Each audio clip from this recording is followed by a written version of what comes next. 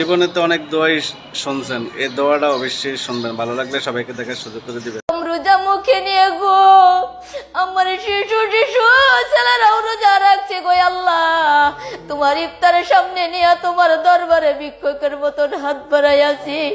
ও মাবুদ গো, আজকের দুয়ার মধ্যে যদি কিঞ্চিত মাত্র সওয়াব হইয়া থাকে রে গো, আহমদে মোস্তফা মুহাম্মদে মোস্তফা আমার দয়ার নবী আমার মায়ার নবী রোজা শরীফে ইয়ার সওয়াব নাজিল পৌঁছায়া দিও।